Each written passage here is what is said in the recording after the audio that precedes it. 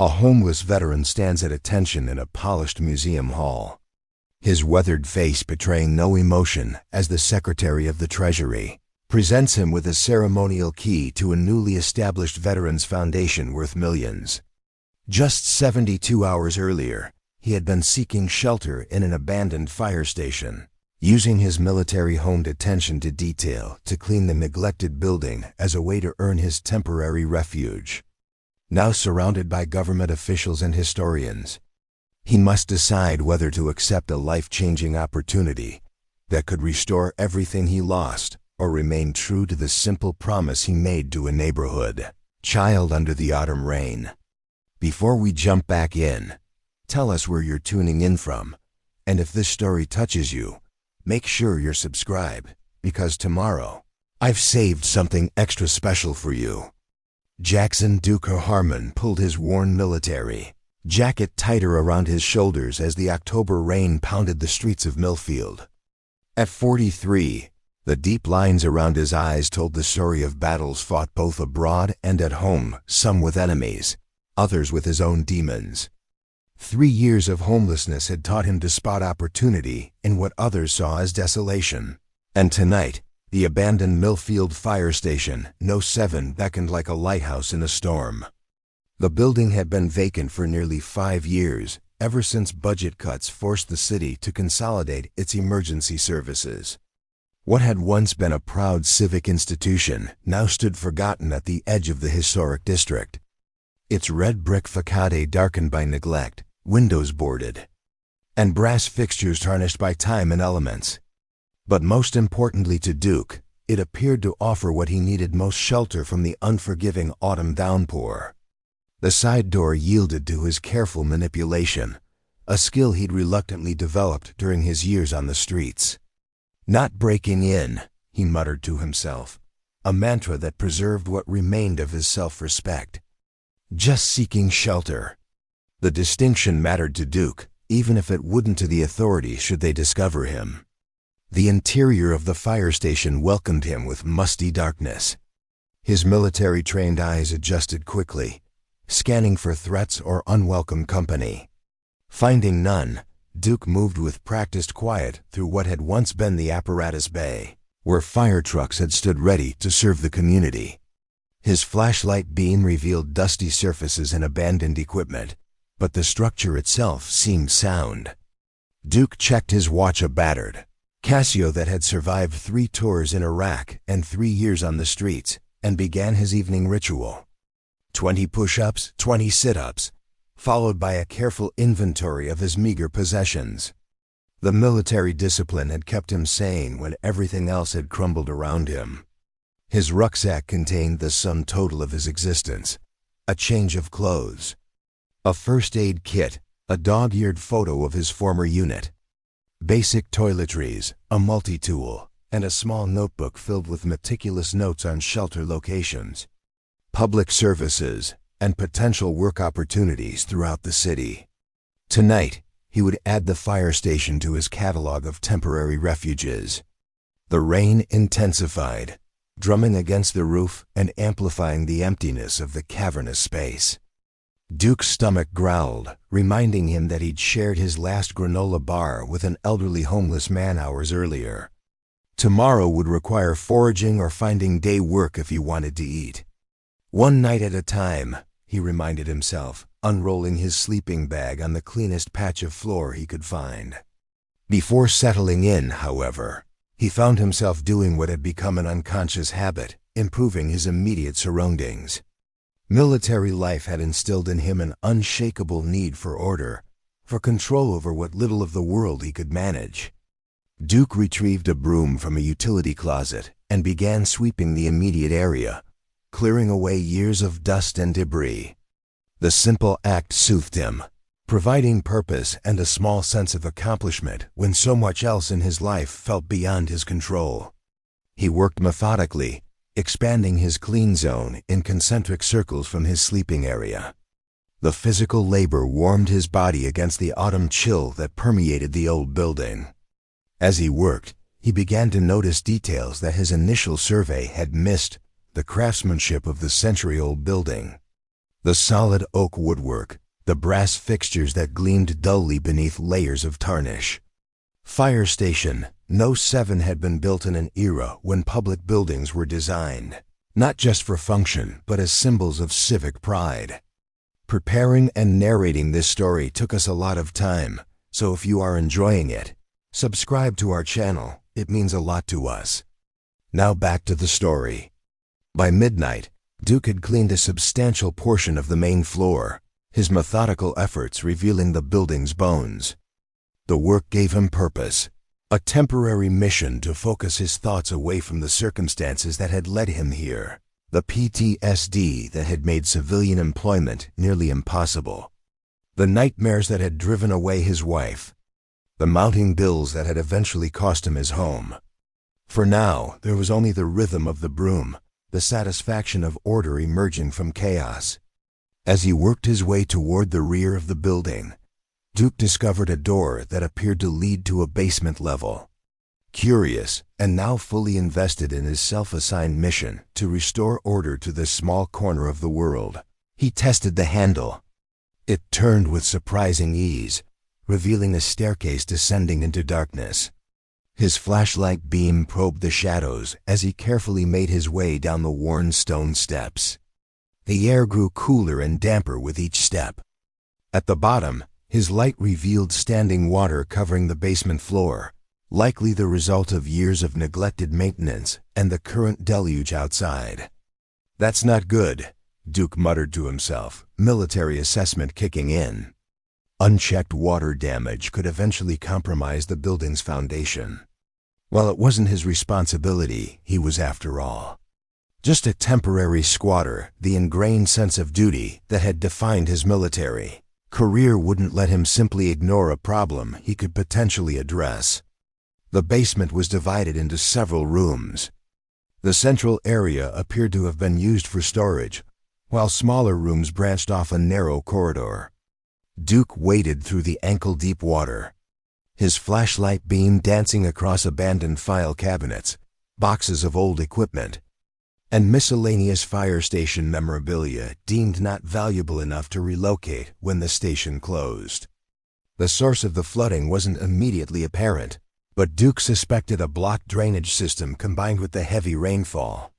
The storm drain in the center of the room was clearly not functioning properly. Using his multi-tool, he began clearing debris from around the metal grate, working methodically as the water swirled around his ankles. After several minutes of effort, something gave way beneath his hands. The drain cover shifted, and suddenly the water began to recede, gurgling down into the city's storm system with surprising speed. Duke stepped back, watching with satisfaction as the basement floor slowly emerged from beneath the murky water. As the level dropped, something unusual caught his eye: a section of the floor that didn't match the surrounding concrete. A rectangular outline, approximately 8 feet by 6 feet, with what appeared to be hinges on one side. Not a drainage access panel, which would have been smaller. This looked more like a trapdoor, Duke whispered, his voice echoing slightly in the now draining basement. Once the water had receded enough, Duke knelt to examine his discovery. Years of sediment and grime had accumulated in the seams, effectively sealing the door to the surrounding floor. Using his multi-tool again, he carefully began clearing the edges, working with the patient precision that had made him an excellent combat engineer during his military service. After nearly an hour of methodical work, Duke had cleared the perimeter of the trapdoor. No obvious handle presented itself, but a small keyhole was visible near what he presumed was the front edge. Without the key, opening it legitimately wasn't an option. Duke hesitated. Breaking into an abandoned building to seek shelter from the rain was one thing. Forcing open what was clearly meant to be a secure compartment was another matter entirely. Yet his engineer's curiosity and training pushed him forward. The building had been abandoned for years, and whatever this chamber had been designed to protect had likely been removed long ago. From a structural standpoint, he should at least verify that the space beyond wasn't contributing to the building's water issues. Using techniques he'd learned in urban warfare training, Duke manipulated the locking mechanism through the keyhole. It was old but well made, offering substantial resistance before finally yielding with a decisive click that echoed in the empty basement. Duke paused, listening for any alarm that might have been triggered, but the building remained silent except for the distant patter of rain. The door was heavy, clearly reinforced with steel beneath its concrete exterior. Duke braced himself, using his legs rather than his back to lift as he'd been taught. With a groan of protest from both man and metal, the trapdoor swung upward on hinges that had clearly not moved in decades. The beam of his flashlight revealed a chamber roughly the size of a small room extending below the basement floor. Unlike the utilitarian concrete of the basement, this hidden room was lined with what appeared to be steel plating. A steep set of metal stairs descended to a floor approximately 8 feet below. Duke's military training kicked into high alert. This was no ordinary storage room. The level of security and reinforcement suggested something of significant value or importance had once been kept here, perhaps weapons, emergency supplies, or documents. Most likely, it had been emptied years ago when the station was decommissioned, but procedure demanded he verify. Cautiously, Duke descended the metal stairs, each footstep creating a hollow ringing sound that reverberated through the chamber. At the bottom, his flashlight revealed something unexpected. The room was not empty. Metal filing cabinets lined one wall.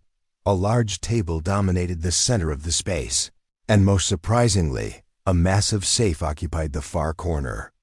Not a modern safe, but an older vault-style model with a heavy door and combination dial, reminiscent of those used by banks in the mid-20th century. "What the hell?" Duke muttered, sweeping his light across the unexpected discovery. The room showed no signs of the flooding that had affected the basement above, suggesting the seal on the trapdoor had been remarkably effective despite its age. The filing cabinets proved to be locked, though they showed signs of having been accessed more recently than the room itself, perhaps when the station was decommissioned.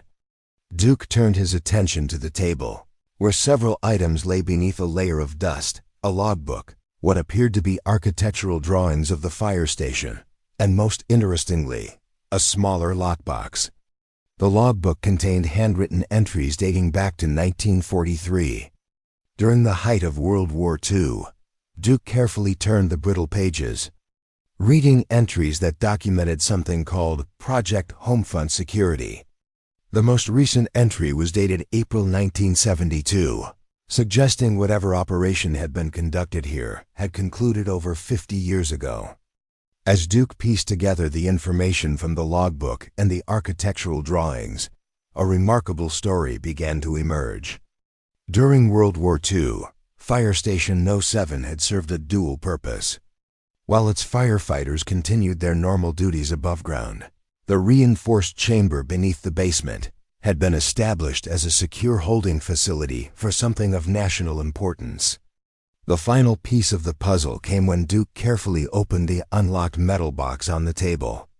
Inside lay a folder marked "Classified" in faded red letters, a set of photographs, and most surprisingly, a sealed envelope addressed to the finder. The paper had yellowed with age, but the typewritten address remained clearly legible. With growing amazement, Duke unfolded the letter inside the envelope. "To whomever discovers this chamber, if you are reading this, then the regular maintenance of Secure Holding Facility number 17 has been interrupted for an extended period. Contrary to established protocol, this facility was established in 1943 as part of the War Bond Security Network, a classified initiative to protect the physical certificates and documentation of the National War Bond Program from potential sabotage or destruction. The accompanying vault contains unclaimed war bonds and related documentation with a total 1943 face value of approximately $7.5 million.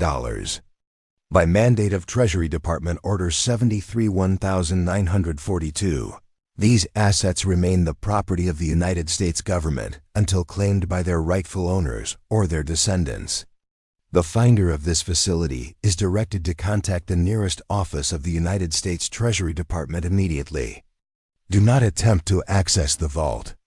The combination is known only to authorized Treasury personnel.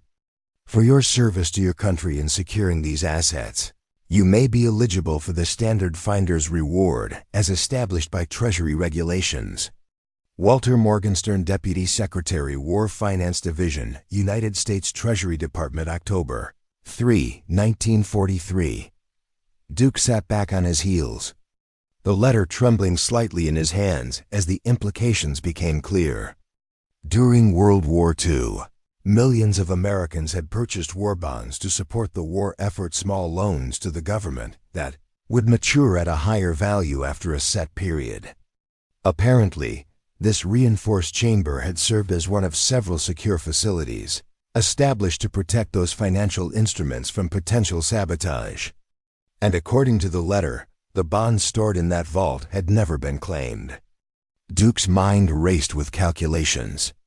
War bonds typically paid out 9% interest annually over a 10-year maturity period. But these had been sitting untouched for over 80 years. If they had never been redeemed or processed, their current value would be astronomical, potentially reaching hundreds of millions in today's dollars. The discovery presented Duke with a profound moral dilemma. No one knew he was here. The building had been abandoned for years and might remain so for many more. The combination to the vault wasn't included in any of the documents he'd found, but with his military engineering background and enough time, he might be able to find a way to access it.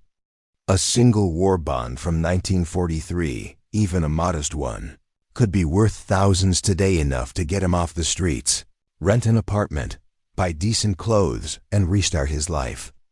But Duke Harmon hadn't survived 3 combat tours by abandoning his principles. The bonds represented not just money, but the patriotic sacrifice of Americans who had supported their country during its darkest hours. Many bonds had been purchased by ordinary citizens who had sacrificed to support the war effort, factory workers, teachers, farmers who had given what they could when their country asked. Those bonds rightfully belonged to the original purchasers or their descendants. If they remained unclaimed, they belonged to the government that had issued them. Stealing them, even one, would be betraying both the Americans who had made those sacrifices and the country he had sworn to defend. Duke carefully returned the letter to its envelope and placed it back in the metal box. Then he retrieved his phone, an inexpensive prepaid model he maintained for emergencies despite his limited resources. The battery showed 42%, more than enough for what he needed to do. After a moment's hesitation, he dialed 911. "This is the emergency operator." "What is your emergency?" "This isn't an emergency," Duke replied calmly. "But I need to be connected with the Treasury Department and possibly the FBI. I'm at the abandoned Fire Station No. 7 in Millfield, and I've discovered what appears to be a World War II-era secure holding facility containing unclaimed war bonds. According to the documentation, they may be worth millions." The silence on the other end of the line lasted several seconds before the operator responded, clearly uncertain how to categorize this unusual call. "Sir, could you repeat that?" Duke smiled slightly, understanding her confusion. "I know how it sounds, but I'm serious. I'm a homeless veteran who took shelter in the abandoned fire station tonight. I found a flooded basement, and when I cleared the drain, I discovered a hidden vault built during World War II. It contains unclaimed war bonds that have been sitting here for decades. According to Treasury Department documentation I found, they were worth millions even back in the 1940s. I need to speak with someone in authority." After several more exchanges, the operator seemed to accept that this was either genuine or the most elaborate prank call she'd ever received. She took Duke's information and promised that police would be dispatched to investigate. While waiting, Duke returned to the main floor of the fire station and continued cleaning. The simple, productive task helped calm his mind as he processed the magnitude of what he'd discovered beneath the building and waited for the authorities to arrive. 45 minutes later, the sound of approaching sirens announced the arrival of the first responders. Duke stood calmly near the entrance, hands visible, military bearing evident in his posture despite his ragged appearance. When the police officers entered with flashlights and hands near their weapons, they found a homeless veteran who addressed them with the clarity and precision of a military briefing. "Officers, thank you for responding. I'm Jackson Harmon, former Staff Sergeant, U.S. Army Corps of Engineers. I discovered the secure facility approximately 2 hours ago while clearing a drainage issue in the basement. I've touched minimal items and have documented what I found. I'll show you everything if you'll follow me." The initial skepticism in the officers' expressions gradually gave way to cautious interest as Duke led them to the basement and showed them the open trapdoor. When one officer radioed for a detective to join them, Duke knew his discovery was being taken seriously. By dawn, the abandoned fire station had transformed into a hive of activity. Local police had established a perimeter.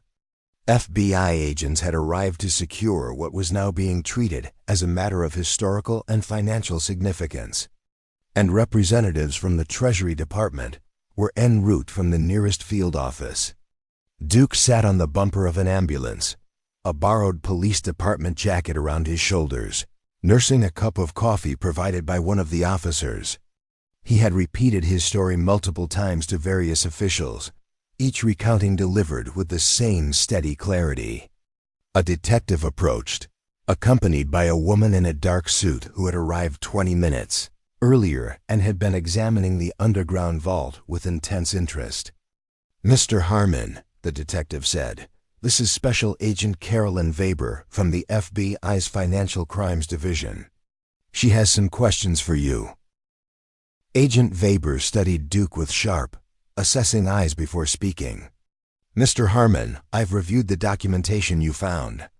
If legitimate and preliminary assessment suggests it is, this may be one of the most significant financial discoveries in recent history. The Treasury Department's initial estimate places the current value of these bonds at approximately $200 million, accounting for maturity and decades of compound interest."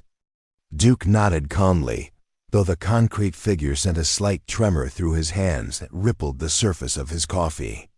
"What I find most interesting," Weber continued, "is that according to the officers first on scene, you made no attempt to access the vault itself. You didn't try to break into the filing cabinets. You simply reported the discovery. May I ask why?" Duke met her gaze steadily. "Those bonds represent the sacrifice of Americans supporting their country during wartime. They belong to the original purchasers or their heirs. Taking them would dishonor that sacrifice and betray everything I fought for in uniform." A slight softening appeared in Weber's professional demeanor. "The Treasury Department has a standard finder's reward protocol for recovered government assets. Given the value involved, you may be entitled to a significant compensation package, pending full authentication and processing." Duke's expression remained unchanged. "I wasn't aware of that. I just did what seemed right." As the morning progressed, media began gathering outside the police perimeter, drawn by rumors of a major discovery at the abandoned fire station. Local officials arrived, including the mayor, who seemed equal parts surprised and delighted at the sudden attention focused on a building that had been a budgetary footnote for years. By midday, Treasury Department specialists had arrived with equipment to properly document and eventually access the vault. The preliminary investigation confirmed Duke's discovery. This was indeed one of several secure facilities established during World War II to protect war bond documentation from potential sabotage. While most had been properly decommissioned after the war, Fire Station No. 7's secret vault had somehow been overlooked during the transition between paper and electronic record-keeping systems. A senior Treasury official, a distinguished man in his 60s named Lawrence Henderson, approached Duke, who had remained on site at the authorities' request. "Staff Sergeant Harmon," Henderson addressed him, respecting his military rank, though Duke had been a civilian for years. "I've been briefed on the circumstances of your discovery. You've demonstrated remarkable integrity in a situation where many might have made different choices." Duke shrugged slightly. Anyone who served would have done the same. Henderson's expression suggested he knew better. "Perhaps. Nonetheless, I've been authorized to inform you that once we've completed our assessment and documentation, you will indeed be eligible for the standard finder's fee for recovered government assets of historical significance. In this case, that would amount to approximately 5% of the recovered value." The implications took a moment to register. $10 million? Duke asked, his customary composure finally cracking. "Approximately, yes. There will be paperwork, of course, and the process may take several months.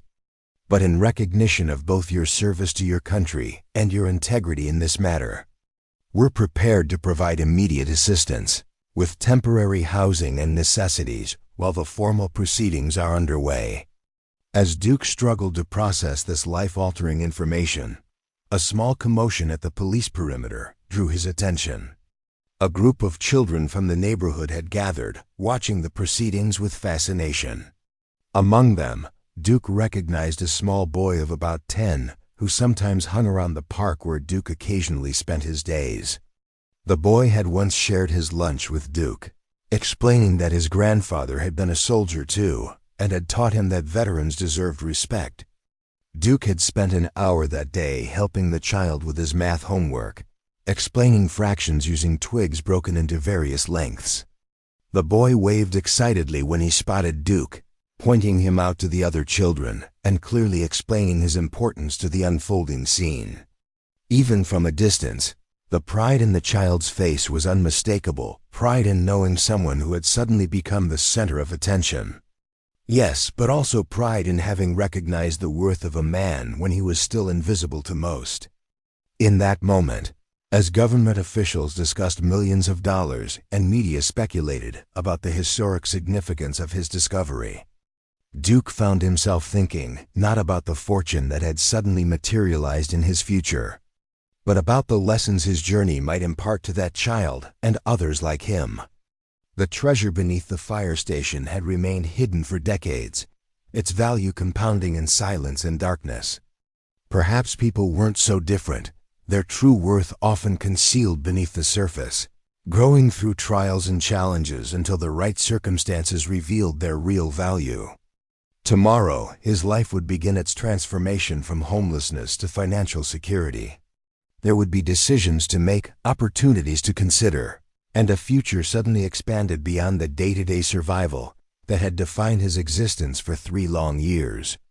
But tonight, there was the satisfaction of having faced temptation and remained true to the principles that had guided him, through combat zones and homeless shelters alike. As Duke finished his now cold coffee, he allowed himself a small smile, not for the reward that awaited him, but for the knowledge that even at his lowest, he had never compromised the core values that defined him. Sometimes, the greatest treasure a person could discover was the confirmation that their character remained intact, regardless of circumstances. Everything else, even millions in forgotten war bonds, was simply a footnote to that essential truth. The morning sunlight filtered through the trees surrounding Fire Station No. 7. Casting dappled patterns across the gathering of officials, media representatives, and curious local residents. Yellow police tape created a perimeter that transformed the once-forgotten building into the center of national attention. For Duke Harmon, who had spent years perfecting the art of invisibility, the spotlight felt more foreign than any combat zone he had navigated. Lawrence Henderson, the Treasury Department official who had informed Duke of his potential reward, now stood beside him as they watched specialized technicians prepare to open the vault. The combination had been located in sealed Treasury Department records after an urgent, overnight search through government archives. "The bonds themselves are just paper," Henderson explained. his voice carrying the reverent tone of someone who understood the deeper significance of financial instruments. But what they represent: millions of Americans making personal sacrifices to fund the war effort.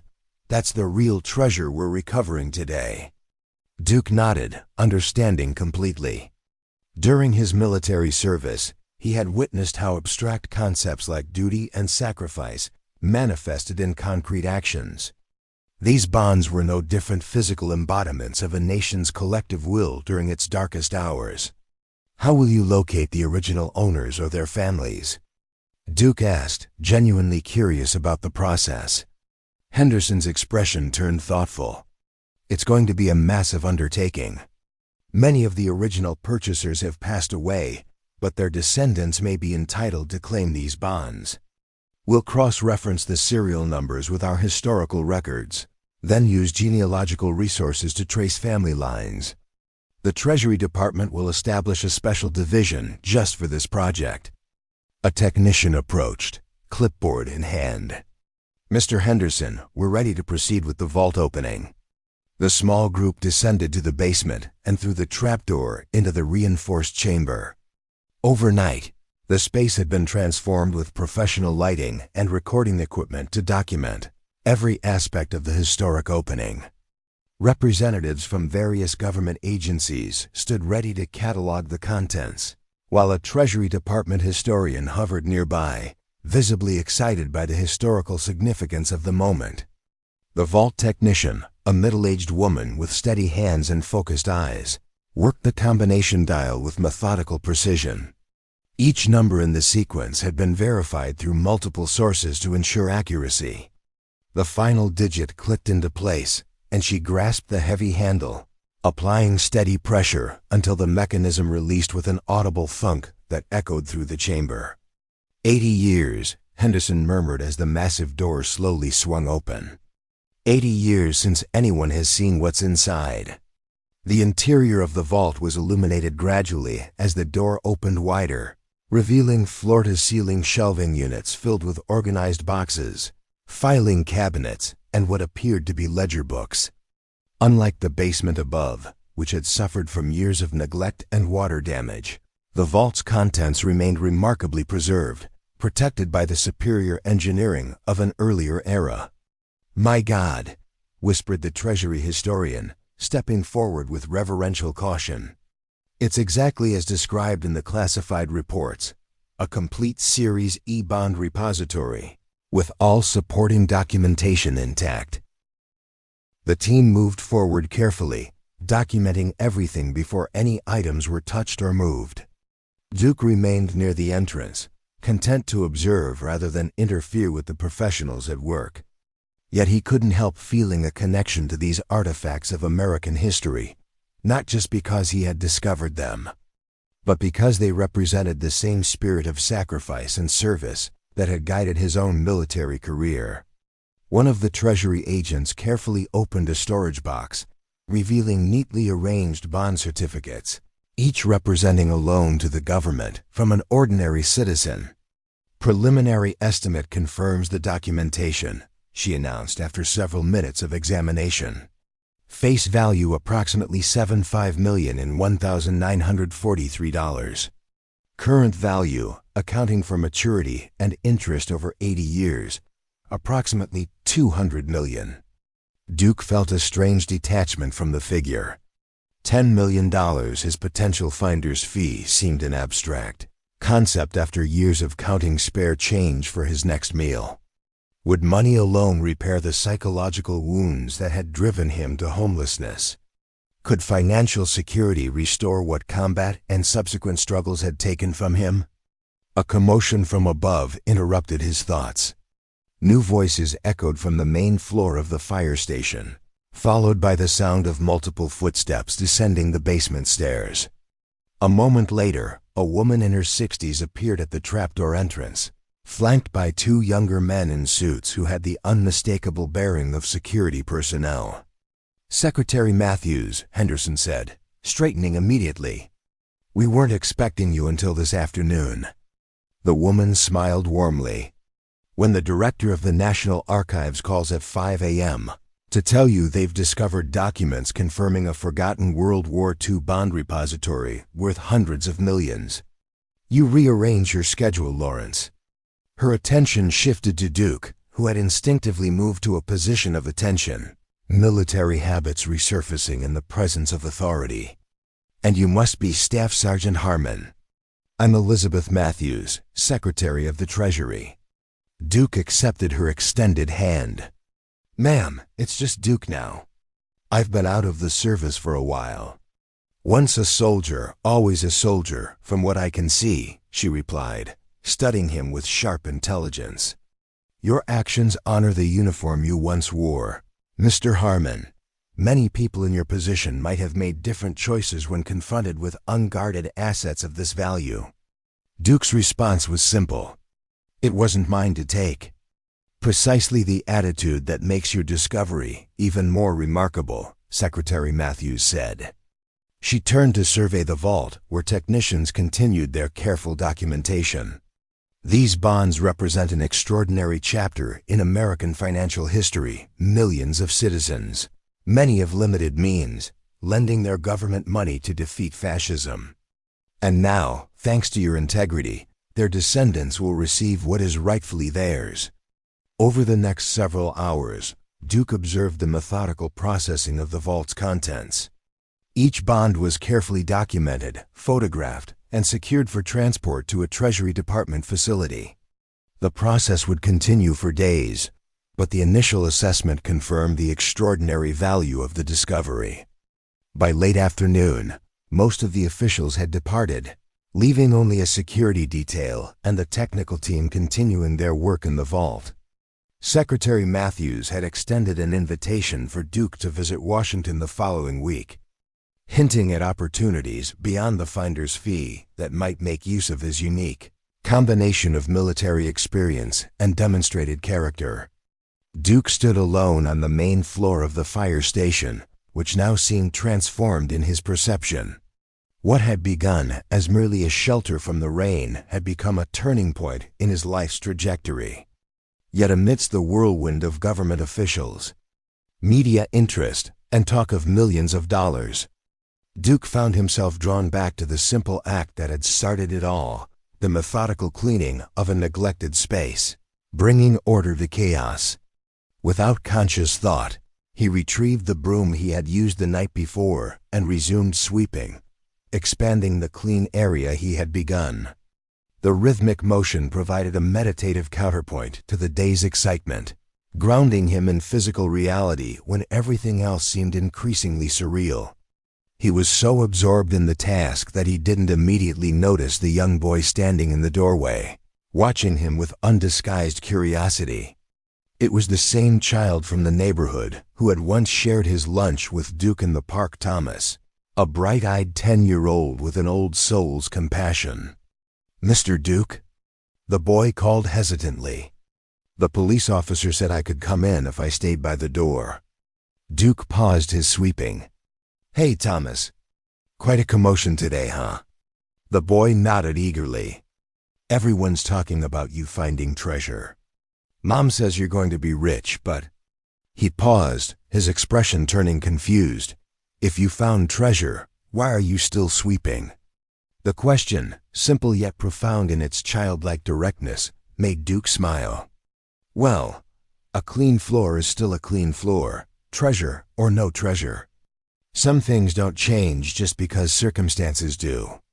Thomas considered this with serious concentration. Like how my grandpa always made his bed every morning, even when he got really old and sick. He said it was from being in the army. Exactly like that, Duke confirmed, leaning on his broom. Your grandpa sounds like a wise man. He was, Thomas said with the straightforward acceptance children often show toward loss.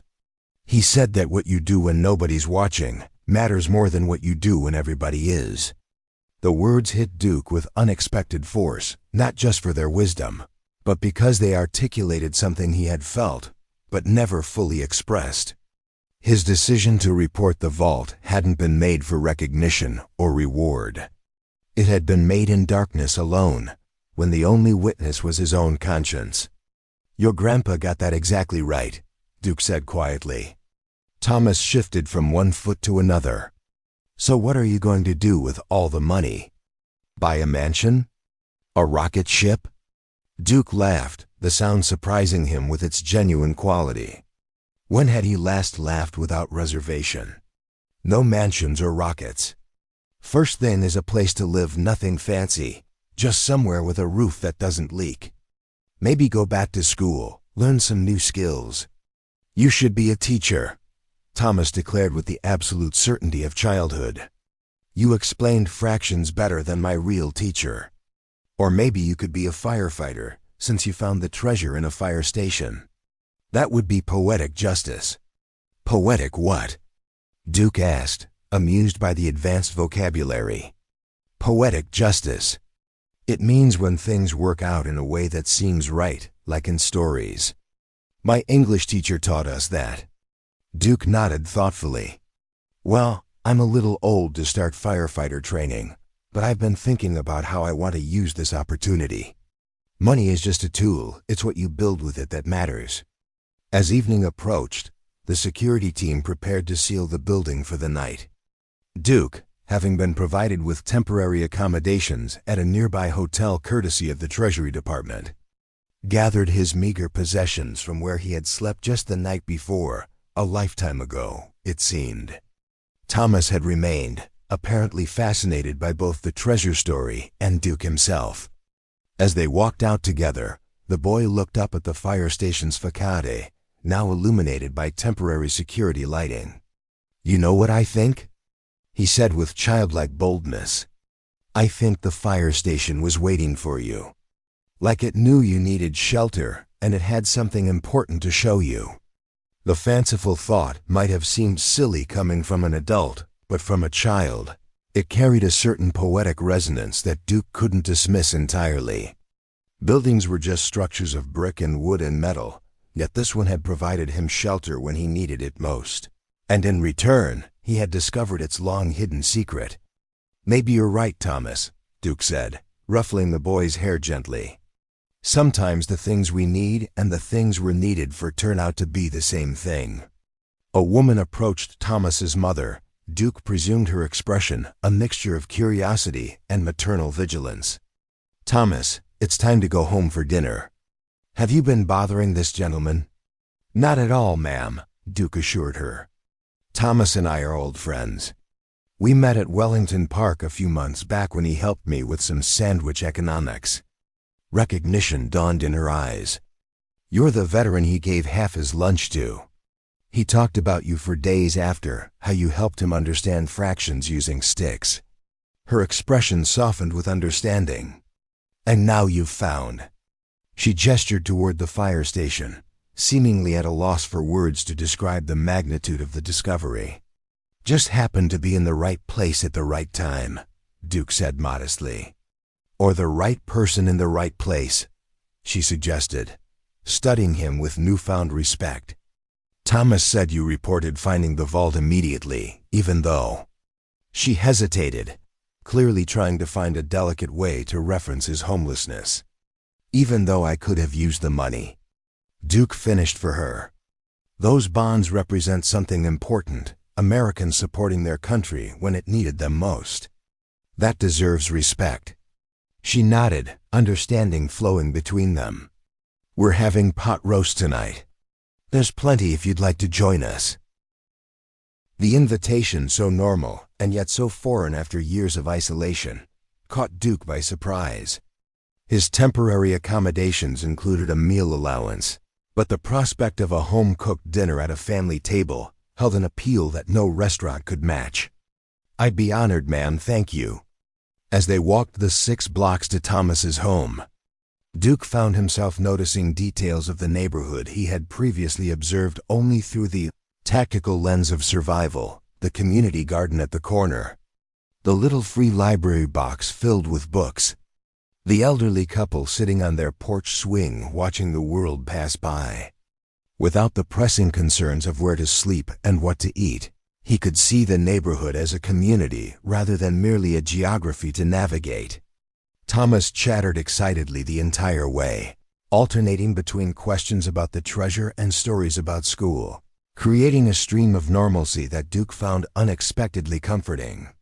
It had been so long since anyone had simply talked to him, neither seeing him as a broken veteran nor a success story in the making, but simply as a person worthy of conversation. The modest two-story home that Thomas and his mother, Claire, shared had the lived-in comfort of a place that valued function over appearance. Books lined shelves made from repurposed crates. Houseplants thrived in mismatched pots, and a collection of Thomas's artwork was proudly displayed on the refrigerator. "It's not much," Claire apologized as she led Duke to the kitchen, "but it's home." "It's perfect," Duke replied with genuine appreciation, recognizing the simple luxury of stability and security that the house represented, the very things he had lost and now might reclaim. Dinner was exactly as promised: hearty pot roast with vegetables and fresh bread, served without ceremony but with abundant warmth. Thomas dominated the conversation, his childish enthusiasm a buffer that eased what might otherwise have been an awkward meal between strangers. Duke found himself relaxing gradually, sharing carefully edited stories from his military service that emphasized camaraderie and problem-solving rather than combat. "So what will happen to all those bonds?" Claire asked as they finished the meal, Thomas having excused himself to feed his pet turtle. Duke explained the Treasury Department's plan to identify descendants of the original bond purchasers. "It's going to be a massive project: genealogical research, public outreach, creating a claims process." Secretary Matthews mentioned they'll be establishing a special division just for this effort. Claire nodded thoughtfully. "It must be strange going from homeless to potentially wealthy overnight. Like winning the lottery, but with more meaning behind it." "I haven't processed it fully," Duke admitted. 3 years of living day to day makes it hard to think too far ahead. But I keep thinking about all those people who bought those bonds: factory workers, teachers, farmers. They were investing in something larger than themselves, believing in a future they might not personally benefit from. "Sounds like you're thinking about doing something similar with your finder's fee," Claire observed perceptively. Duke hadn't articulated it even to himself until that moment, but Claire's words crystallized something that had been forming in his mind throughout the day. "Maybe I am. $10 million is more than I could spend in a lifetime, especially with my habits. But used strategically, you could help others like yourself," Claire suggested. "Veterans who've fallen through the cracks." The idea resonated with something deep in Duke's psyche, the sense of mission that had guided his military service, the commitment to leaving no one behind. Perhaps his journey through homelessness had been preparing him for a different kind of service, giving him insights and understanding that couldn't be gained through any other path. "The hardest part of being homeless isn't the physical discomfort," Duke found himself saying, surprised by his own openness. "It's the invisibility. Walking through crowds of people who look through you like you don't exist. After a while, you start to believe it yourself." Claire listened with quiet attention, offering neither judgment nor false sympathy, just genuine presence, a gift more valuable than many realized. "What saved me was routine," Duke continued. "Military habits. Making my bed, even when my bed was cardboard under a bridge. Shaving whenever I could find facilities. Maintaining physical discipline. Little anchors to who I used to be." The conversation continued as they cleared the table, Duke insisting on helping with dishes as Thomas returned to show him a school project, a diorama of a battlefield from the Revolutionary War that reflected both childish creativity and surprising historical accuracy.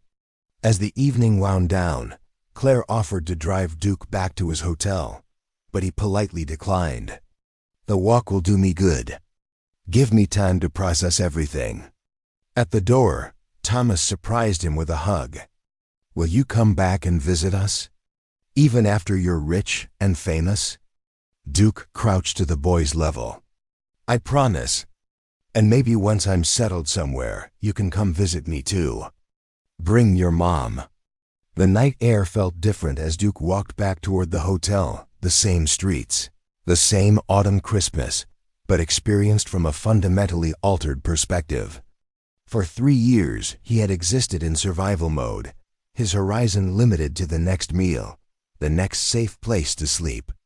Now futures he had stopped imagining were suddenly possible again.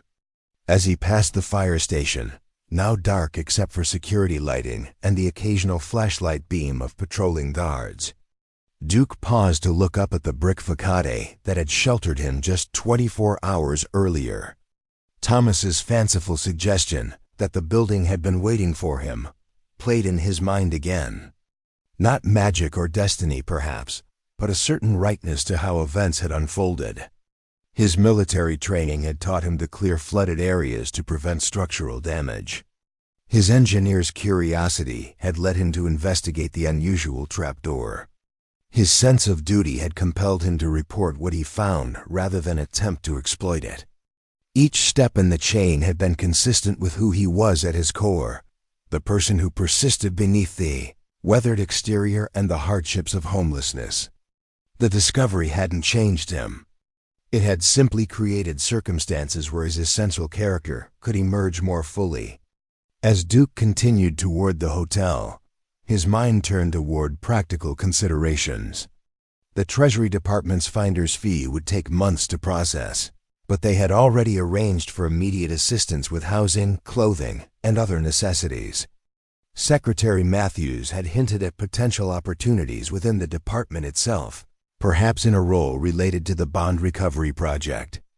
But something Claire had said resonated more deeply, the idea of using his unexpected fortune to help other veterans who had fallen through the cracks of the system, who were experiencing the invisibility and disconnection he knew so intimately. Not just with handouts, but with meaningful support that recognized their dignity and potential. By the time Duke reached the hotel, a modest but clean establishment where the staff had been briefed to expect him despite his appearance, the outline of a plan had begun to take shape in his mind. Not just for his immediate future, but for a purpose that might give meaning to both his military service and the hardships that had followed. As he entered his hotel room, the first private, secure space he had occupied in 3 years, Duke placed his rucksack carefully on the bed. From its depths, he extracted the dog-eared notebook that contained his meticulous observations of shelters, services, and gaps in the support system for homeless veterans. What had begun as a survival guide might now become the foundation for something more significant, a roadmap for addressing the very challenges he had documented through bitter experience. Duke opened to a blank page and began writing, not stopping until the first light of dawn began to filter through the hotel window. By then, the outline of the Harmon Veterans Restoration Project had taken shape, a comprehensive approach to reintegrating homeless veterans into society with dignity and purpose, building on their existing strengths rather than merely addressing deficiencies. The treasure beneath Fire Station No. 7 had indeed been valuable beyond measure, not just in its monetary worth, but in the opportunities it created and the purpose it restored to a man who had lost everything except his core principles. As Duke finally lay down to rest, he understood that his greatest discovery had not been the bonds themselves, but the confirmation that even in his darkest hours, he had remained the person he aspired to be. And that, perhaps, was the most valuable treasure of all. 3 days after discovering the war bond vault, Duke sat in an unfamiliar chair in an unfamiliar suit, waiting outside the office of Treasury Secretary Matthews in Washington, D.C. The rapid transformation of his circumstances still felt dreamlike, from sleeping on cardboard to flying on a government jet, from invisibility to importance in less than a week. His reflection in the polished marble floor revealed a man in transition. The haircut and clean shave had been his own choice, a reclaiming of military precision he had maintained even during homelessness when facilities allowed. The new suit had been provided by the Treasury Department's Protocol Office in preparation for today's meeting, though Duke had insisted on simplicity rather than luxury. Staff Sergeant Harmon, the secretary's assistant called. "Secretary Matthews will see you now." The office Duke entered embodied the gravity of national finance, historical portraits of past secretaries lining the walls. A massive desk that had served the department since the 1800s. And windows overlooking the National Mall. Secretary Matthews rose to greet him, flanked by Lawrence Henderson and two people Duke hadn't met before. "Thank you for coming to Washington on such short notice," the secretary said, gesturing toward a conference table where documents were arranged in precise stacks. "Please join us." As they settled around the table, Secretary Matthews made introductions. "You know Lawrence, of course. This is Andrea Winters, our general counsel, and Dr. Robert Chun, director of our Historical Bond Recovery Division, a department we created specifically for this project 3 days ago." Duke nodded respectfully to each. Dr. Chun, an enthusiastic man with wire-rimmed glasses, leaned forward eagerly. "Staff Sergeant, your discovery is unprecedented in Treasury Department history. The preliminary inventory confirms 7,432 Series E war bonds with an original face value of $7.8 million. Factoring maturity and 8 decades of compound interest, we're looking at approximately $204 million in current value." Andrea Winters, the department's counsel, picked up the thread. "Which brings us to the legal aspects. The finder's fee protocol for recovered government assets of historical significance entitles you to 5% of the total recovered value, approximately $10.2 million before taxes." She slid a document across the table. "This outlines the process, which normally takes several months to complete. However, given the unique circumstances and your personal situation, we've expedited certain aspects." Secretary Matthews watched Duke carefully as he reviewed the document. "We've also prepared information on financial planning resources available to you. Sudden wealth can be as challenging to navigate as sudden poverty, though admittedly in different ways." Duke looked up from the papers, his expression thoughtful. "I appreciate that, Madam Secretary. I've actually been considering how best to utilize these funds." He reached into his briefcase, also new, and withdrew the notebook in which he had outlined his Veterans Project, now expanded and refined after 2 sleepless nights of planning. "I'd like to establish a foundation focused on reintegrating homeless veterans into society," he explained, passing copies of his proposal to each person at the table. "Not just through housing and employment, but through a comprehensive approach that recognizes their unique challenges and strengths." Secretary Matthews skimmed the document with evident interest. "The Harmon Veterans Restoration Project," she read aloud. "Ambitious in scope." "War taught me to think strategically," Duke replied simply. "And homelessness taught me where the current systems fail." Dr. Chun looked up from the proposal with academic curiosity. "You're suggesting a 3-phase approach? Stabilization, skills development, and community reintegration?" Duke nodded. "Most programs address only the first phase immediate needs like shelter and food.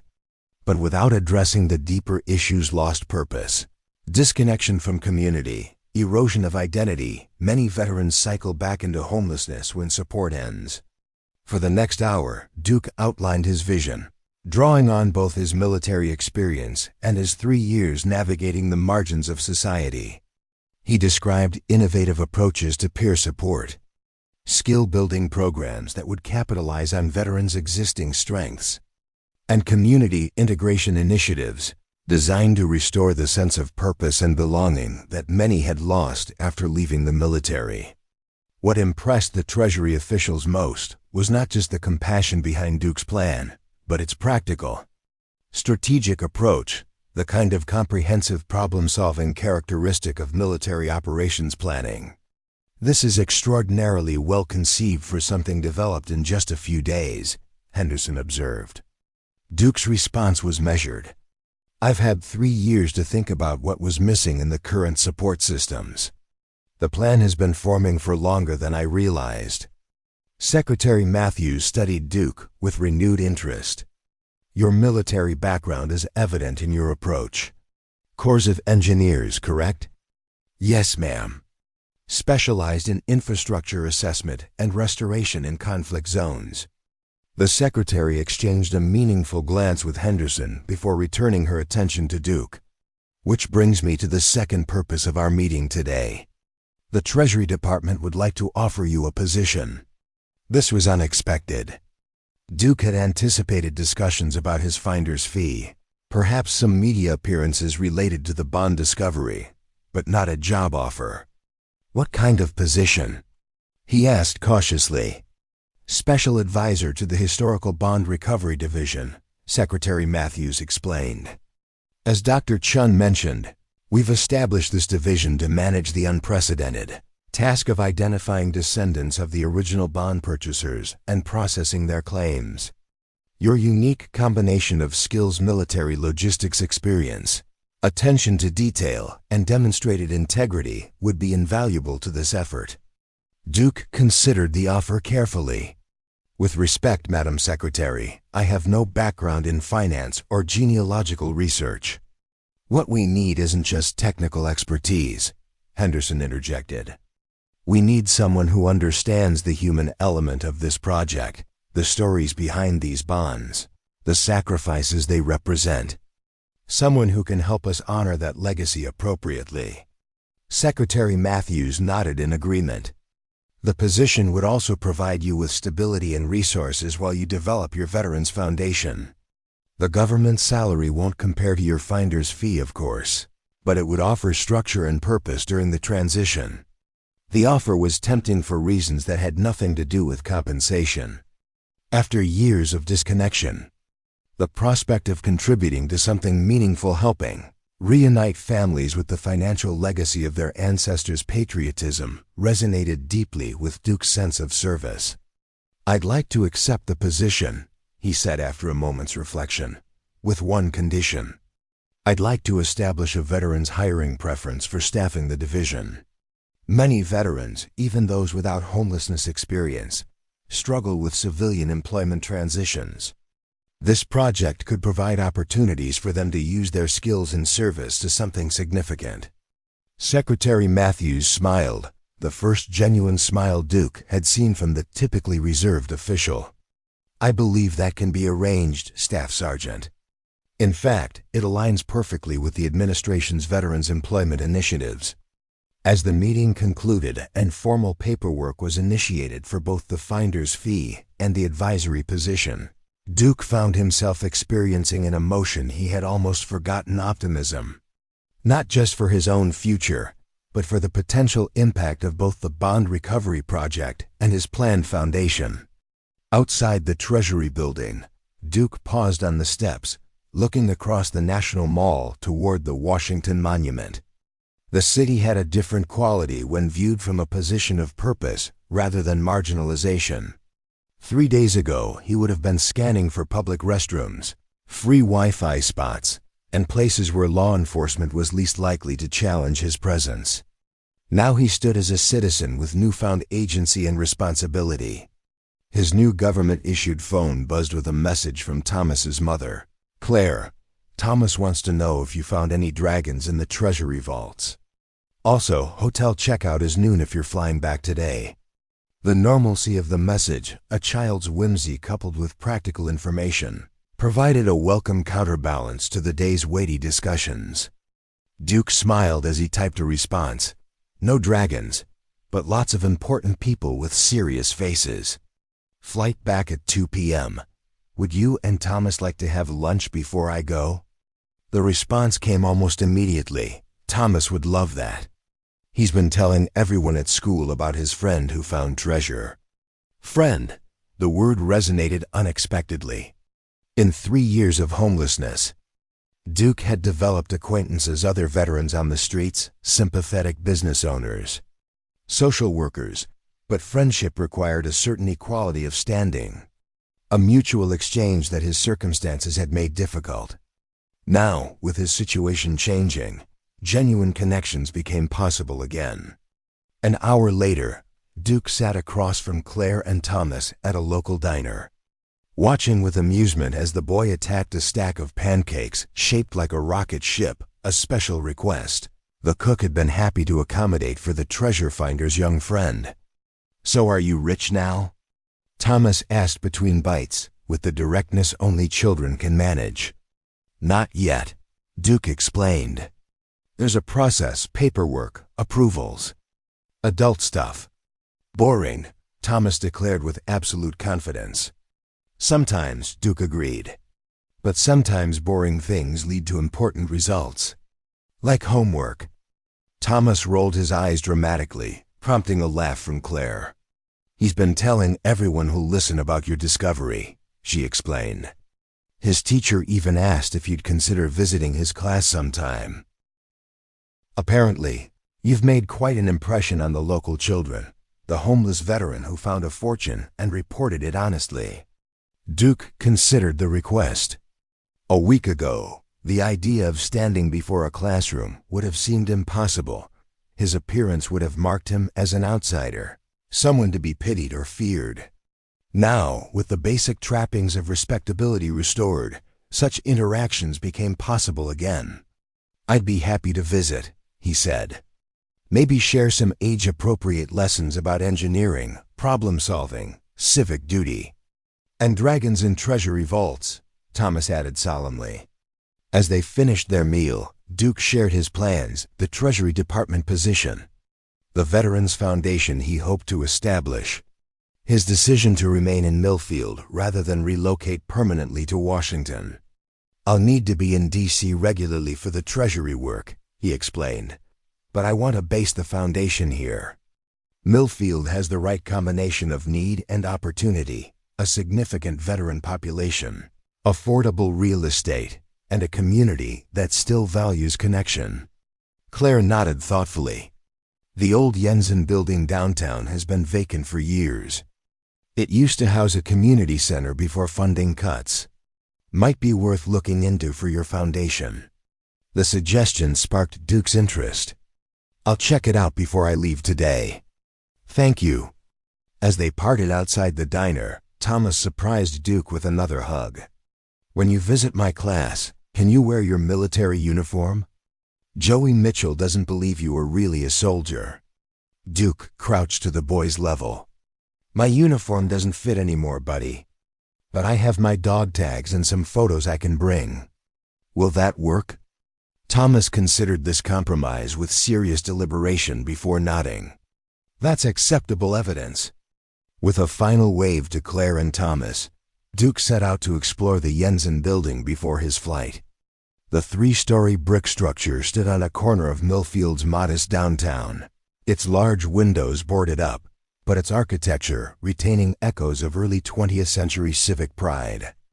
A faded sign indicated it had indeed housed the Millfield Community Center until its closure 5 years earlier. Peering through a gap in the plywood covering one window, Duke could see spacious rooms with high ceilings, potential offices, meeting spaces, and training areas for the veterans program he envisioned. The building's central location would provide accessibility to public transportation and proximity to other services. Duke made a note of the property management company listed on a weathered sign and added it to his growing list of action items. The finder's fee would provide more than enough capital to purchase and renovate the building, creating a permanent home for the Harmon Veterans Restoration Project. As he turned to leave, Duke noticed an elderly man watching him from across the street. After a moment's hesitation, the man approached, walking with the distinct gait of someone managing old injuries, a fellow veteran. Duke recognized immediately. "You're the fella who found the war bonds," the man said without preamble. "Been reading about you in the paper." Duke nodded. "Yes, sir. Just lucky timing."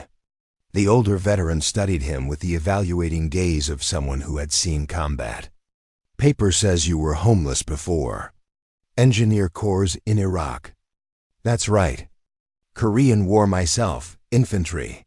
The man extended a weathered hand. "Frank Donovan. Ran the VFW hall here for 30 years before the membership dwindled too much to keep it going." As they shook hands, Duke felt the immediate connection that often exists between veterans, a shared understanding that transcended generations and specific conflicts. "Heard you might be starting some kind of program for vets," Frank continued. "That true?" "Yes, sir. Planning to establish a foundation focused on helping homeless veterans reintegrate. Comprehensive support beyond just housing skills development, purpose restoration, community connection." Frank nodded slowly, approval evident in his expression. About damn time someone with first-hand experience took on the problem. Government programs mean well, but they miss the mark. They don't understand that what breaks us isn't just the combat, it's losing our mission, our tribe. "Exactly," Duke agreed, surprised and gratified by the immediate understanding. Most programs address symptoms without addressing the root causes, the loss of identity and purpose that comes after service. Frank gestured toward the Jensen building. "Thinking of using this place?" "Considering it. Seems to have potential." "It does," Frank confirmed. Built solid in 1928, used to be the town's social hub. Dances, community meetings, skills classes. Place had life. An idea began forming in Duke's mind. "Mr. Donovan, would you be interested in consulting on this project? Your experience with the local veteran community would be invaluable." The older man's eyes brightened with something Duke recognized instantly, the spark that comes from being needed, from having purpose restored. Might be able to help. Still know most of the vets in 3 counties. Could make some introductions. They exchanged contact information, Frank somewhat apologetically offering a flip phone number while Duke provided his new government-issued smartphone details. The technological gap highlighted the very digital divide that often created barriers for older veterans accessing services, another issue Duke's program would need to address. By the time Duke boarded his flight back to Washington that afternoon, the outline of his future had taken clearer shape. The Treasury Department position would provide structure and purpose while he established the foundation. The veterans he had already connected with, from Frank Donovan to others he had met during his homeless years, would form the beginning of a network that understood the challenges from the inside. Most importantly, Duke had rediscovered something essential that had been obscured during his years on the streets: his capacity to create positive change, to transform systems rather than merely survive within their limitations. As the plane lifted off, Duke looked down at Millfield growing smaller below, the fire station where everything had changed. The hotel that had provided his first real bed in years. The diner where he had shared pancakes with Thomas. The Jensen building that might soon become a center of veteran restoration. A week ago, he had seen this town through the lens of survival mapping, safe sleeping locations, free meal opportunities, and public restrooms. Now he saw it through the lens of possibility community connections, program development, and transformation. The flight to Washington gave Duke time to refine his plans for both his Treasury Department role and the Veterans Foundation. He made detailed notes about staffing needs, program development timelines, and potential community partnerships. The same methodical approach that had served him in military operations, planning now focused on rebuilding lives, including his own. Upon landing, a car was waiting to take him to the modest government apartment that would serve as his Washington residence during the establishment of the Historical Bond Recovery Division. The contrast to his recent accommodations, cardboard beds under bridges, abandoned gas stations, and just 3 nights ago, the floor of a vacant fire station remained jarring. The apartment, while basic by civilian standards, offered luxuries Duke had almost forgotten: hot water on demand, a refrigerator stocked with essentials, clean sheets on a real bed. He moved through the space with a mixture of gratitude and disorientation, relearning the rhythms of housed life. That evening, Duke received a call from Henderson at the Treasury Department. "Just checking in to see how you're settling in," the official said. "Also, the secretary wanted me to let you know that the press briefing about the bond discovery is scheduled for tomorrow." At 10 a.m., your presence is requested but not required. Duke considered the implications carefully. Until now, his interaction with media had been limited to brief statements through Treasury Department spokespeople. A formal press briefing would bring greater public attention that could benefit the Veterans Foundation but also complicate his transition. I'll be there, he decided. But I'd like to focus any personal questions on the Veterans Initiative rather than my own story. Understood, Henderson replied. I'll have the press team brief you at 8:30 tomorrow morning. They'll help you prepare for likely questions. After the call ended, Duke stood at the apartment window, looking out at the Washington skyline illuminated against the night sky. The monumental architecture embodied both the nation's aspirations and its complexities. The same government that had trained him for war had failed to adequately support him afterward, yet now offered him a platform to help others facing similar challenges. His phone buzzed with a text message from an unknown number. "This is Frank Donovan. My granddaughter showed me how to send a text message. Spoke with some local vets about your project. 12 interested in meeting when you return. Also, Jensen building owner willing to discuss sale. Apparently city has been after him about code violations. Might get a good price."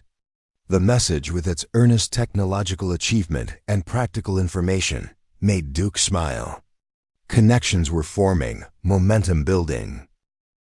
The road from homeless veteran to Treasury advisor and foundation creator remained daunting, but for the first time in years, Duke felt he was marching toward a clear objective rather than merely surviving another day. The press briefing the following morning exceeded expectations. Secretary Matthews presented the war bond discovery as a compelling story of American history recovered, emphasizing both the financial value and the historical significance. When Duke was invited to speak briefly, he focused on the bond's representation of civilian sacrifice during wartime and the importance of honoring that legacy by returning their value to descendants. One persistent reporter, however, pushed for the human interest angle. "Staff Sergeant Harmon, you were homeless when you discovered the vault. Many people in your position might have attempted to take at least some of the bonds. What stopped you?" Duke considered his answer carefully, aware that his response would frame public perception of both himself and, by extension, other veterans experiencing homelessness. "Those bonds represent Americans coming together to support their country during its greatest challenge," he said finally. "The men and women who purchased them, often with limited means, were investing in something larger than themselves. Taking them would have dishonored that sacrifice. Military service teaches us that some principles matter more than personal gain." The answer resonated beyond the briefing room. Captured in headlines across national media. Homeless Veterans Integrity uncovers $200 million treasure. From combat engineer to national hero, the veteran who found and returned a fortune. Duty first. How military values guided a homeless veteran's million-dollar decision. By that evening, Duke had received messages from veterans organizations across the country, offering support, partnership, and resources for his foundation initiative. Former military colleagues, having recognized him from news coverage, reached out after years without contact. Even several corporate entities expressed interest in supporting the Harmon Veterans Restoration Project through funding or in-kind donations. The discovery that had begun with cleaning a flooded basement was catalyzing connections and resources far beyond what Duke had imagined possible. Yet as media attention intensified, he maintained his focus on the dual missions now defining his future, helping reunite Americans with their ancestors, financial legacy through the Treasury Department, and creating pathways for veterans to reclaim their purpose and place in society through his foundation. 3 weeks later, Duke stood in the empty main hall of the Jensen building in Millfield, now purchased and awaiting renovation. Frank Donovan stood beside him, the older veteran's experienced eyes assessing the space with practical consideration. "Opened up like this, You could fit 30 for training sessions, Frank observed, gesturing toward what had once been a community gathering space. Offices upstairs for counseling, skills assessment. Maybe convert the basement to workshop space. Lot of vets work better with their hands. Duke nodded, seeing the potential through both his military engineer's perspective and the hard-earned wisdom of his homeless years. We'll need to make it welcoming but not institutional. Too many veterans have had their fill of government-style facilities. Home base, Frank suggested. Not a shelter, not an office, a headquarters for rebuilding lives. The phrase captured exactly what Duke had envisioned. Home base, he repeated. I like that. As they continued planning the space transformation, Duke's phone rang. Secretary Matthews calling from Washington with news about the bond recovery project. The first family had been successfully matched to their ancestors' war bonds, with a verified claim worth nearly $300,000. The formal presentation ceremony would take place the following week, with Duke invited to attend as the special advisor whose discovery had made it possible. After ending the call, Duke shared the news with Frank, who nodded with satisfaction. Bringing things full circle, the older veteran observed. Money invested in protecting freedom, finding its way back to the families who sacrificed. Seems fitting. Duke looked around the empty building that would soon become the first Harmon Veterans Restoration Project Center. In his mind's eye, he could already see it transformed veterans learning new skills, finding community, reclaiming purpose. Just as he had done through the unexpected discovery in Fire Station No.7's flooded basement. Full circle, Duke agreed. From service to struggle to service again. Different battlefield, same mission, leaving no one behind. 6 months after discovering the war bond vault, Duke stood before the renovated Jensen building, now transformed into the headquarters of the Harmon Veterans Restoration Project. The faded brick facade had been restored to its original glory, the boarded windows replaced with energy-efficient glass that welcomed sunlight into spaces designed for healing and growth. Above the entrance, a simple sign read Home Base, a name that had resonated with every veteran who walked through its doors. Today marked the official grand opening, though the center had been operating at partial capacity for weeks, already serving 27 veterans in various stages of rebuilding their lives. What had begun as a concept sketched in a dog-eared notebook during a sleepless night in a hotel room had materialized into a comprehensive program that addressed not just the symptoms of veteran homelessness but its root causes. Nervous? Asked Frank Donovan, who had become both mentor and friend during the whirlwind months of establishing the foundation. The Korean War veteran had officially joined the staff as community liaison, his decades of local connections proving invaluable. Not nervous, Duke replied, adjusting his tie, still an unfamiliar sensation after years without such formalities. Just aware of how much is riding on getting this right. Frank nodded with understanding. You've already gotten the hard part right, recognizing that these men and women need purpose, not just programs. Everything else follows from that. The parking lot had begun filling with vehicles, local officials, representatives from veterans organizations, media, and most importantly, veterans themselves. Some already enrolled in the program and others coming to see what the foundation offered. The turnout reflected the growing reputation of the Harmon Veterans Restoration Project as something different from traditional support services, a holistic approach that honored veterans' strengths while addressing their challenges. Inside, the building hummed with purposeful activity. The main hall had been configured for the day's ceremony, but normally served as a multi-purpose training and community space. Upstairs, individual offices provided private areas for counseling, skills assessment, and case management. The basement had been transformed into workshop spaces where veterans could learn practical trades or engage in therapeutic creative activities. Duke, called Thomas, breaking away from his mother to race across the lobby. At 11 years old now, The boy had appointed himself unofficial ambassador for both Duke and the Foundation, his infectious enthusiasm winning over even the most skeptical visitors. Duke crouched to meet Thomas at eye level, a habit of respect he practiced with everyone, but especially with the boy who had been the first to treat him as a person rather than a problem during his homeless years. "What do you think?" Duke asked, gesturing around the renovated space. "Different from when we used to meet in the park, huh?"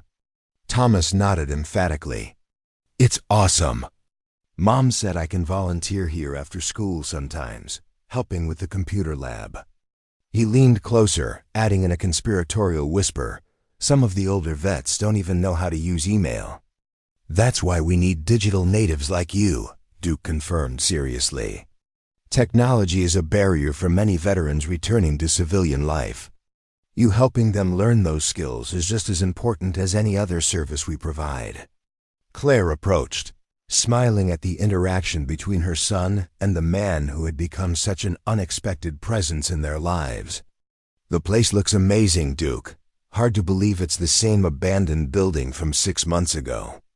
"It still needs work," Duke replied, the engineer in him always seeing room for improvement. "But it's functional, which is what matters most right now." "More than functional," Claire corrected. "It's inviting. That matters when you're trying to reach people who've learned to distrust institutions." She was right, of course. Every design decision had been made with this in mind, creating spaces that balanced professional resources with home-like comfort, security with openness, structure with autonomy.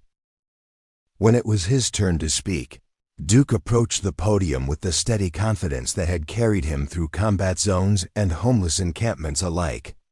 Yet as he looked out at the gathered crowd, particularly at the veterans seated in the front rows, he felt a momentary wave of imposter syndrome. Who was he to stand here in a suit and tie, presenting solutions to problems he had only recently escaped himself? Then his eyes fell on a man near the back wall, a veteran still clearly living on the streets, who had slipped in without signing the guest register. Their gazes met in silent recognition, and Duke remembered why authenticity mattered more than polished presentation. 6 months ago, Duke began, setting aside his prepared remarks, I was sleeping on cardboard beneath an overpass not 5 miles from here. 3 years homeless had taught me that systems designed to help veterans often miss what we need most, not just shelter and services, but purpose, community, and the chance to use our strengths rather than just address our weaknesses. The crowd stilled, the raw honesty commanding attention more effectively than any rehearsed speech could have done. I stand here today not because I found a fortune beneath a fire station, Duke continued, though that discovery certainly changed my circumstances. I stand here because that experience revealed something more valuable than war bonds, the confirmation that principles can survive even when everything else is lost. He gestured to the veterans in attendance. Every person who serves develops exceptional strengths, adaptability, teamwork, mission focus, resilience under pressure. Those strengths don't disappear when the uniform comes off, but civilian systems rarely know how to recognize or utilize them.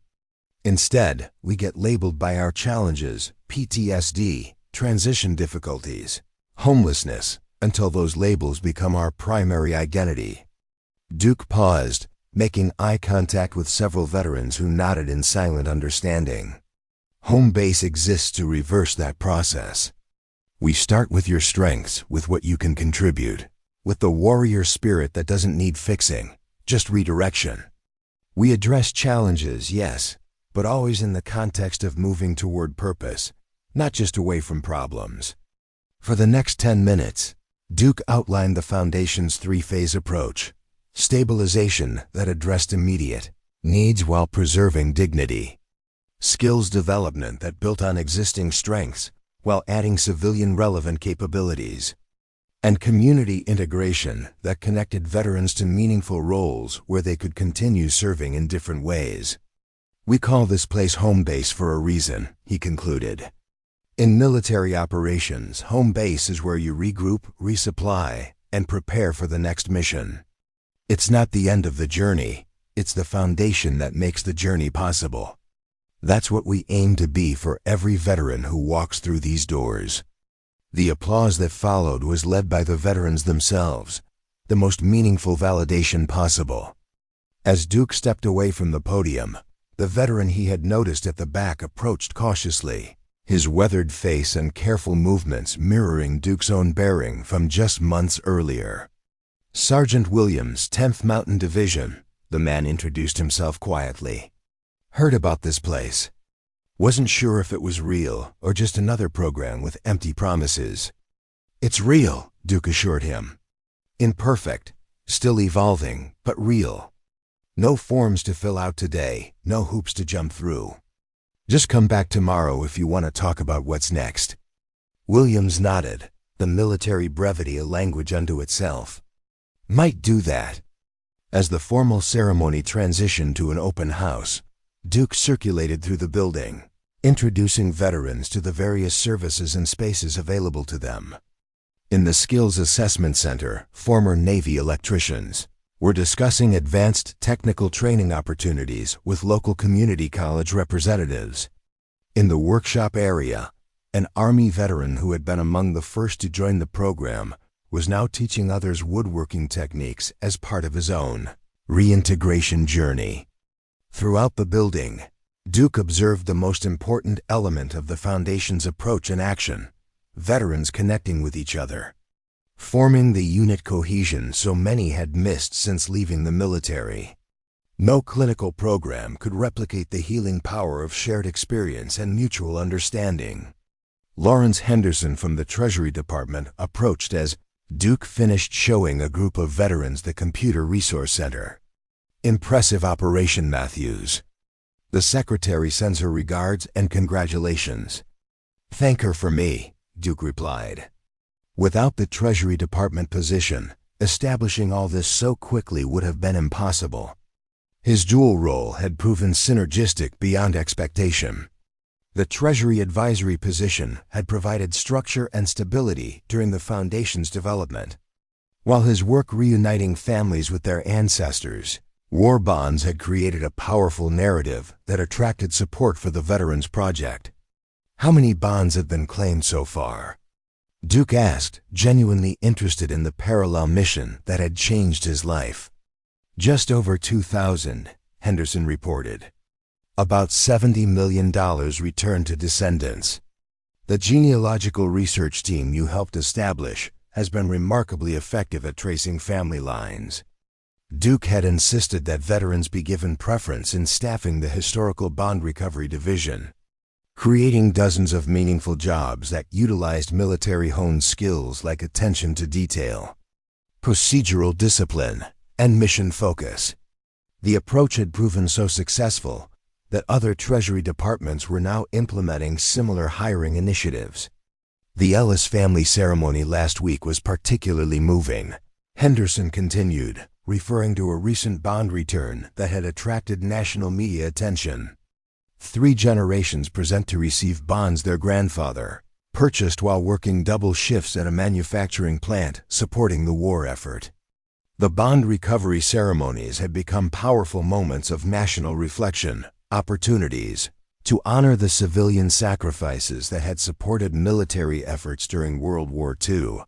Duke had attended many of them, finding deep meaning in connecting Americans with their heritage of service and sacrifice across generations. Staff Sergeant Harmon? A tentative voice interrupted their conversation. Duke turned to find a middle-aged woman holding what appeared to be an old photograph. I'm sorry to bother you, but I wanted to show you something. She extended the photograph, a black and white image of a firefighter in full uniform, standing proudly beside a fire truck. This is my grandfather, Robert Keller. He was captain at Fire Station No. 7 from 1941 to 1953. During the war, he was part of the Civilian Defense Corps, responsible for protecting critical infrastructure against potential sabotage. Duke studied the image with newfound understanding. He would have known about the vault. The woman nodded.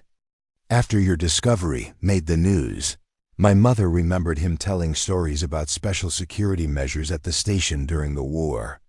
He never revealed specifics, took his responsibility seriously, but he mentioned being part of something important for the war effort.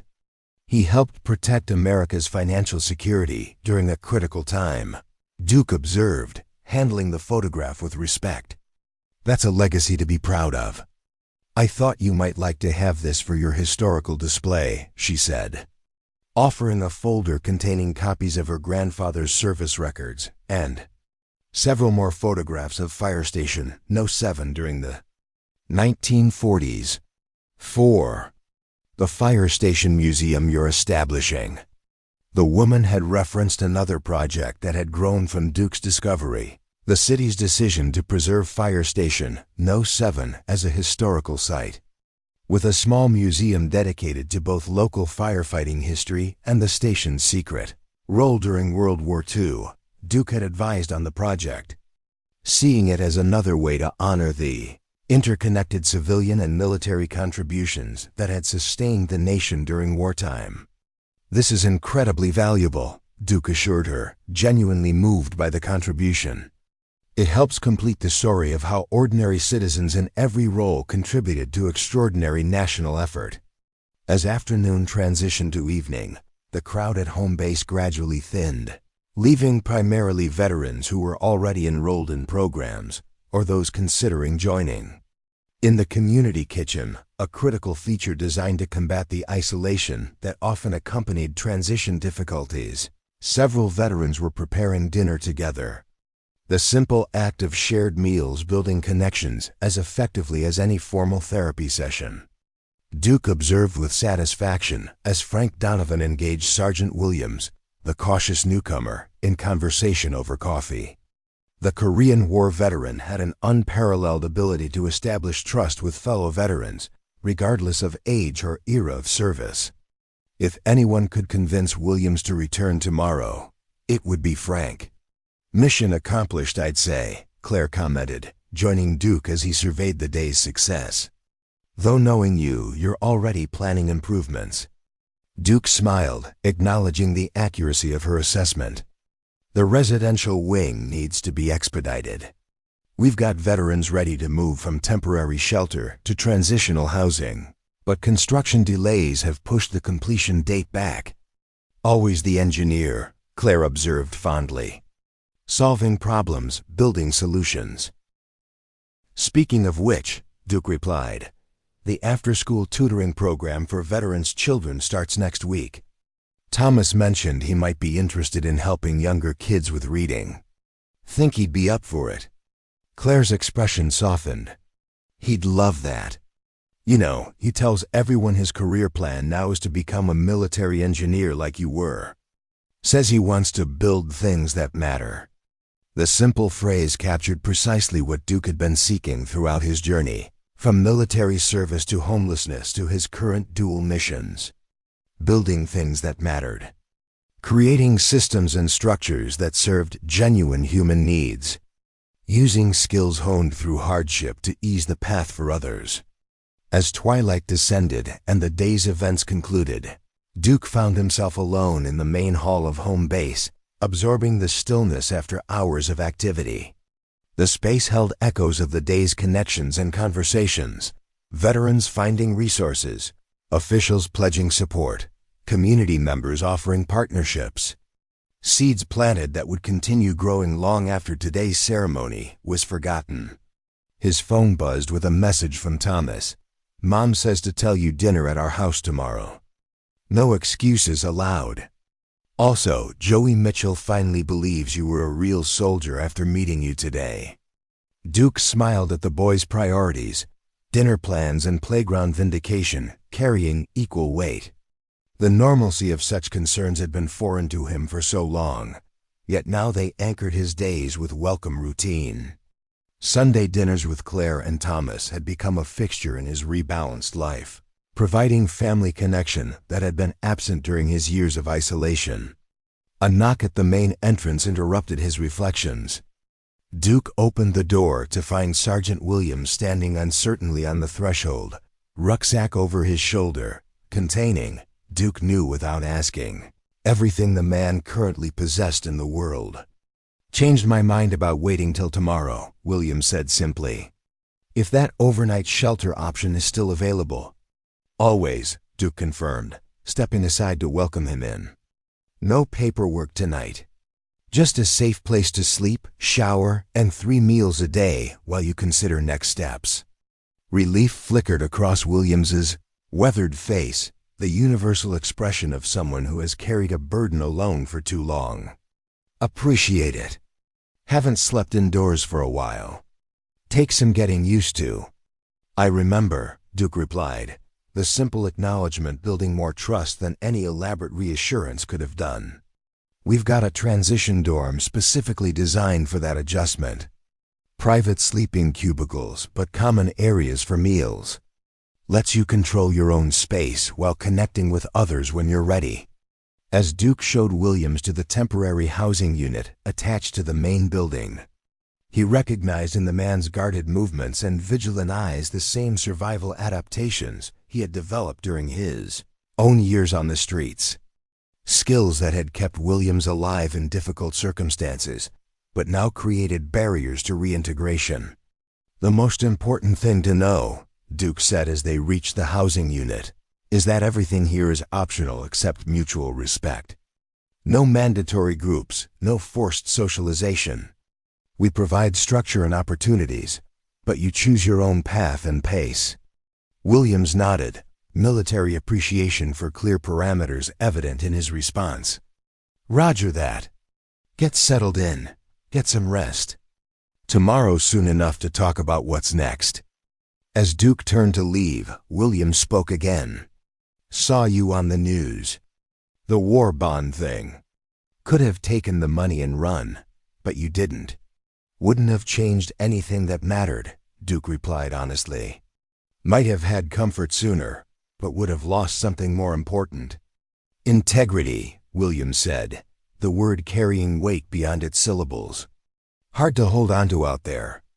Harder to get back once it's gone. Never really gone, Duke countered. Sometimes just buried under survival. Like muscles that atrophy from disuse, but can be rebuilt with the right kind of exercise. The analogy resonated with the veteran, who offered a slight nod of understanding before disappearing into the housing unit.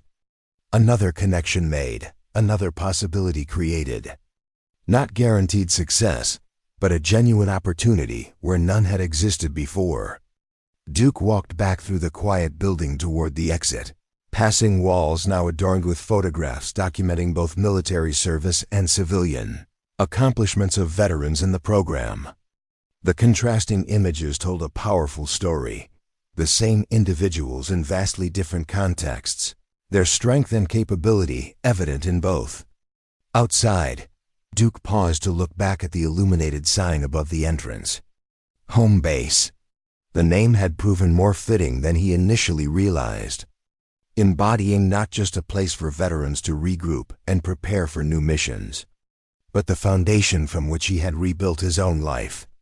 6 months since discovering the war bond vault, Duke Harmon had transformed from a homeless veteran, seeking shelter from the rain, to the architect of programs that were changing lives and systems.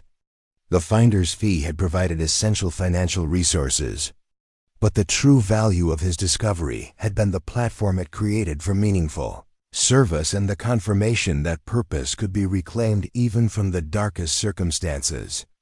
As Duke locked the building and began walking toward his apartment, a modest place just 3 blocks away, chosen for its proximity to home base rather than luxury, he reflected on the journey's unexpected trajectory. The flooded basement that had seemed like just another hardship had instead revealed opportunities that extended far beyond his own life, creating ripples that would continue expanding long after today's ceremony.